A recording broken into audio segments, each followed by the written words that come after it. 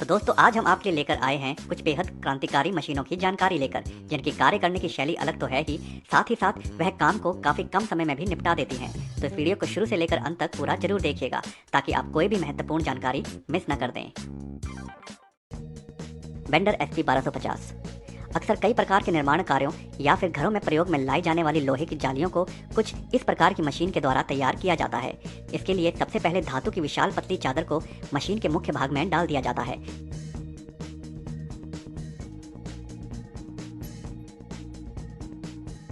जिसके बाद यह मशीन काफी तीव्र गति से काम करते हुए इस विशाल धातु की चादर को जाली के रूप में बदल देती है।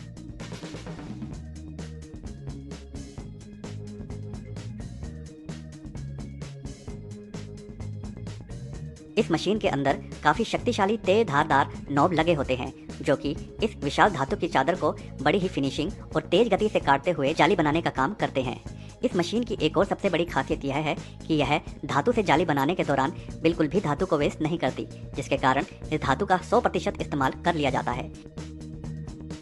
इस मशीन के द्वारा बनाई गई यह जालियां बेहद मजबूत होती हैं और जिन्हें आवश्यकता अनुसार लोगों के द्वारा प्रयोग में लाया जाता है।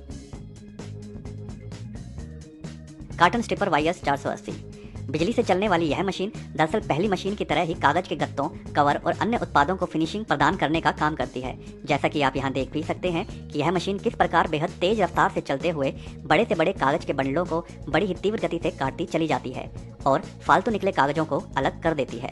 यह मशीन काम करने में तो माहिर है ही साथ इसे काम करते हुए देखना भी काफी मनोरंजन भरा लगता है।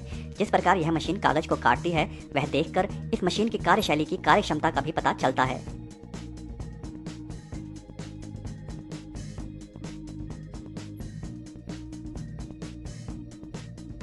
यह मशीन कार्य करने में कुशल तो है ही साथ कारीगर को भी इस मशीन के द्वारा बड़ी ही कुशलता से काम करना काफी आवश्यक होता है, क्योंकि एक हल्की सी चूक भी कागज के इस बड़े बंडल को पूरा खराब कर सकती है। मगर कारीगर इस प्रकार के कार्य को करने में काफी निपुण होते हैं और वे जानते हैं कि किस प्रकार बिना किसी नुकसान के कागज के इतने बड़े बंडल को फिनिशिंग दी जाती है।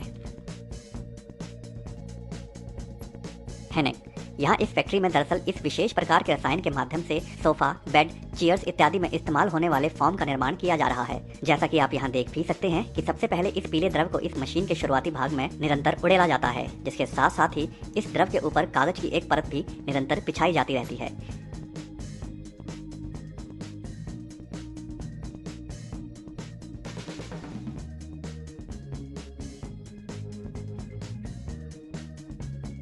जब यह द्रव पूरी तरह से लोहे के बने प्लेटफॉर्म पर फैल जाता है और कागज की परत को उसके ऊपर बिछा लिया जाता है, तो उसके पश्चात इस मशीन में लगे धातु के बड़े बड़े सांचों को इसके ऊपर रख दिया जाता है और इसके कुछ और समय पश्चात कारीगर एक सफेद रंग के पदार्थ को इस कागज के ऊपर छिड़क देता है।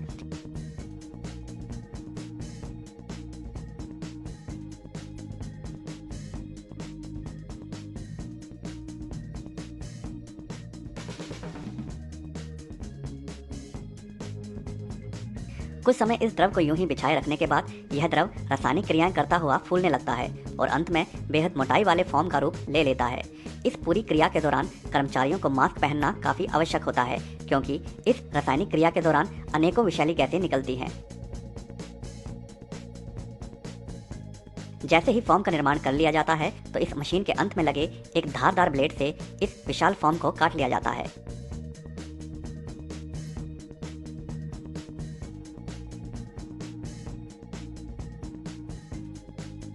इस मशीन के द्वारा सिर्फ पीले ही नहीं बल्कि हरे रंग के फॉर्म भी तैयार किए जा सकते हैं और बाद में अनेकों रूप में प्रयोग में लाए जाते हैं।